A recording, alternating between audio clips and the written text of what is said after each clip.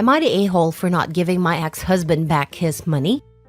My ex-husband cheated on me 5 years ago, and I found out when he texted me instead of her. That ended our marriage, but the divorce was amicable. I told him that I couldn't forgive him, and he said he was sorry, and we moved on. By that time, he had worked a small fortune, a company, 3 commercial properties, and a lake house. I got half of everything, and I am a silent partner in his company, getting returns twice a year. As an apology, he also gave me our apartment and lake house. It goes without saying that I don't need to work, but I still do because I love my career. He moved on with his affair girlfriend. I don't know much about them since it still pains me, but all I know is that they're still together. She contacted me in LinkedIn, telling me that since the divorce has cost him so much money, he has told her that he never wanted to get married again, nor move in together. And she blames me because I took everything. She is now pregnant, and according to her, my ex said that this wouldn't change his attitude towards moving in together or marriage. So now she is accusing me of being a thief who is basically stealing her baby's chances of having a family. That I didn't need the money because I have a good job and everything was my ex-husband's. That I took advantage of him because he felt guilty. I haven't spoken to my ex in 5 years. I haven't even had the strength to answer him back every New Year to tell him to stop texting me Happy New Year because that's when we met. I don't know what to do. Is she right? Or should I ignore her? Now for the top comments before reading the mini update. Just block and ignore her. She played a stupid game and won a stupid prize. This is probably the best right answer, but I'm old, jaded, and just a little vicious. Personally, I'd send screenshots of her text to your ex-husband. But that's because I'm old, jaded, and not very nice. Me too, because I would have engaged in option 1 and 2. Go off and send it to him. Truth is that he probably doesn't want to marry her and is using OP as an excuse. After all, he's still contacting OP on New Year's. He doesn't sound like a catch, and neither does a fair partner. Yep, he regrets the divorce and won't get married because he's holding out hope. He gave her extra things in the divorce because he cares. If he didn't, he would have given her the bare minimum and dragged it out. So the homewrecker is blaming you for his fate. That's rich, not the a-hole. About the only thing that's rich about her. I bet you she pursued him because of his money, and now he won't marry or move in with her even after she got pregnant. Something tells me she tried to baby trap him. At least she can get hefty child support for 18 years. Not the a-hole. She expected to get the guy and all of the marital property. It's not your fault that this loony person didn't understand that marital property is half yours. Send a message on to your ex. Politely tell him that you don't appreciate his girlfriend contacting you to ask for money and to complain about their relationship status. Ask him to have a conversation with her about leaving you alone. I think she knows marital property is half. Hence, she wants to get married to him, but he won't do it. I've seen a lot of women who think this guy has a good job, a nice house, and a luxury car, and chase after him, but don't also consider that his wife of 10/20/30 years is entitled to half of everything. And the guy could end up paying child support, college costs, and/or alimony after divorce. Also, the guy and his first wife may have built a good lifestyle based on their spending/savings/investing decisions. But the second wife, who didn't work for that money or invest it slowly over time, may not have the interest or personality to add to the household wealth. That's the kind of woman who marries a guy, and then complains that he doesn't have as much money as she thought. Yeah, he has half as much money, more expenses, and the added burden of maintaining the expectations of the new wife/girlfriend. Mini update. Thank you everyone for the fast response. I was considering one of 3 options. Tell her off, tell him/forward her message to him, or ignore and block her. The majority are suggesting the latter, and I am inclined towards that too. Thanks and have a great weekend. I will try to read all your comments, but they're coming too fast. Sorry. Next story. Am I the a-hole for refusing to repropose after my fiancé lost her engagement ring? I, 29 male, proposed to my fiancé, 28 female 6 months ago with a beautiful ring that I saved up for over a year to buy. She was thrilled, and we've been happily planning our wedding since then. Last weekend, we went on a trip to the mountains for a little getaway. During one of our hikes, she realized that her engagement ring was missing. She was devastated, and we spent hours retracing our steps, but we couldn't find it. When we got back home, she asked if I could get a new ring and re-proposed to her to recreate this special moment. I told her that I understood how she felt, but buying another ring of the same quality would be financially challenging for me right now. I suggested that we could either wait until I could afford a similar ring or get a more modest ring for now and upgrade it in the future. She was upset and said that it wouldn't feel the same with a different ring and that the magic of the proposal was lost. She insisted that she wanted the moment to be recreated just as it was before. I told her that the important thing was our commitment to each other, not the ring or the proposal itself, and she accused me of not caring enough about her feelings and said that if I truly loved her, I would find a way to make it happen. Now, there's a lot of tension between us, and she's been distant ever since. I feel like I'm being practical, but she feels like I'm not valuing our engagement enough. Am I the a-hole for refusing to re-propose with a new ring under these circumstances? Not a-hole. I would be horrified if I lost the ring my fiancé got me. No way would I expect him to replace it with conditions. Would really consider who you've asked to marry you and where their priorities lay. In the future, however, I would ensure the ring. Not only replace the ring, but redo the whole proposal. Lots of main character syndrome going on here. Run, OP. She is horrible to expect any of this. Hello, the door is open. Leave while you have the chance. You just got a view of what being permanently attached to her will be like. She ought to be ashamed for caring so little about securing something so precious. Not a-hole. If you really loved me, it's a trap to try to get you to do something. Not just illogical, but counterproductive. You have actual things that you need to use your resources on, besides sentimental, non-pressing moments to recreate. This actually sounds like some sort of test to see how far she can push you. Tread carefully. I would retort back, if you really valued our engagement, then you wouldn't have lost a ring. 100%. If anyone is entitled to be angry, it's you. If she can't take care of one precious ring, how many do you have to keep buying if she keeps losing them? I am wondering if the girlfriend really liked the ring and proposal at all. Oh no, lost a ring. Do over. Seems like a great way of getting what you really want. Next story. Am I the a-hole for saying that my ex-husband was just like his father because he canceled on our daughter yet again? I'm making this fairly quick. I feel like I went a tad bit far with my comment. So me, 36 female, and my ex-husband, 38 male, were together for 6 years, married for 2 before he left me. At the time, our daughter was a year old. She was 5. There were no warning signs. I left to go do a grocery shop, came home to him and his clothes/things gone, left a note saying he was in love with a new woman and wanted a divorce. Just like that. I got absolutely no closure from that. Any calls or messages were dodged, even when they were about our daughter. Literally nothing. During our divorce, he tried to fight for full custody despite at this point not having seen her for 6 months, which was denied because he was in the military and at times constantly moving. I got full custody. He got supervision with holidays if he's not deployed. Shortly after our divorce, he married his now wife and they settled down in the city we live in. He's still in the military, but now he's on a specific base.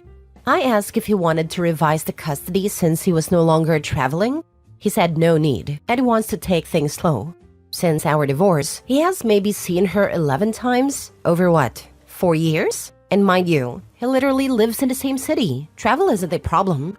My daughter is in therapy for this, just to process the absence/broken promises from her father. Typical I'll pick you up this weekend, only to be last second. Anyway, on to the issue. I got a call from him Friday night. He was supposed to pick our daughter up at 8 a.m. Saturday. I got a call at 1 a.m. because I was up working. And he basically says that he can't take our daughter to his place this weekend. After some back and forth, he says it's because his wife is upset with him spending time with her and that she gets jealous. Yes, jealous of a 5-year-old. Absolutely ridiculous. I've been fairly cooperative this entire time, but Jesus, I was so upset. Like a buildup of emotions, I just started yelling at him, calling him a sack of turd and a disgrace. I mentioned our daughter being in therapy, how upset she was seeing some of the other kids with dads. In her preschool, there was this dad day where the kids brought their dads to do activities with them. They had a mom day the previous week, and he promised to show, but pulled out last minute. I had to give her a sick day because she was so upset. So I really started going in on him. He gets angry and starts yelling and cussing back. Eventually, he got quiet, and I ended up saying, "You know what's really freaking funny? Our entire relationship, you made a big show about how much you hated your dad, how horrible he was to your mom and siblings, how your biggest fear was becoming like him.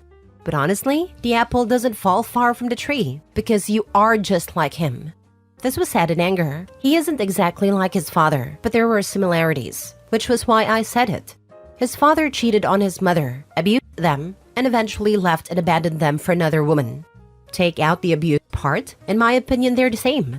He didn't say anything for a couple of seconds, said Jesus Christ, and then he just ended the call.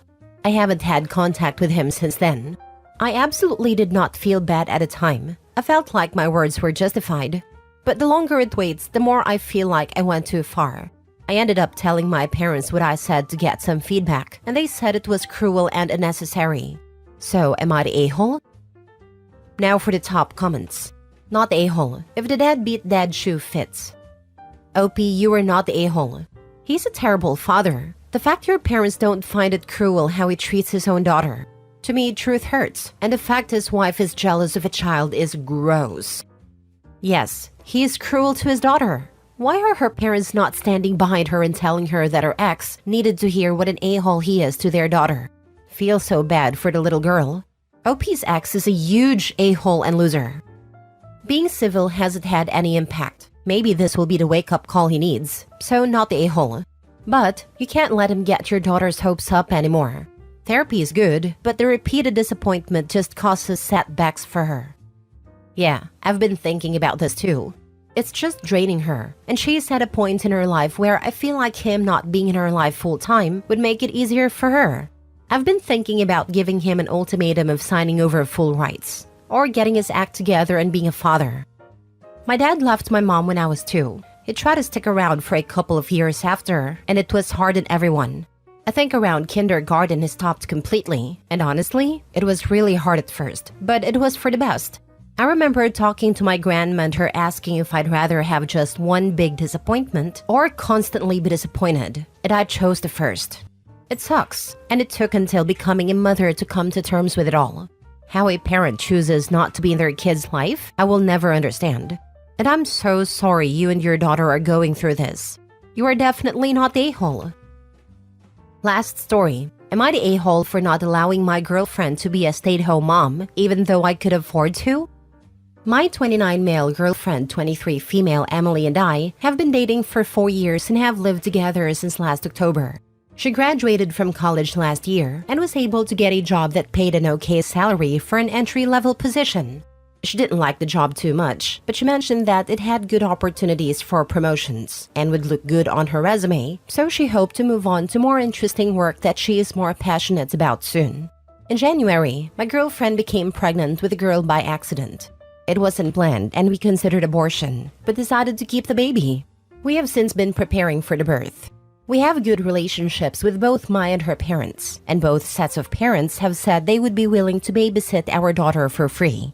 Recently, my girlfriend told me that she would like to quit her job after the baby is born to be a stay-at-home mom. Her reasons for doing so were, 1, she's getting very attached to our baby, even though it's not born yet. And the idea of dropping her off with a babysitter, even if that babysitter is one of our parents who we know will take good care of it, makes her want to cry. 2, her mom was a stay-at-home mom, which allowed her to have home-cooked meals every day and do lots of fun stuff that she couldn't do with a babysitter. She wants to provide the same experience for our daughter. 3, she no longer likes her job and isn't sure if she wants to continue down the same career path.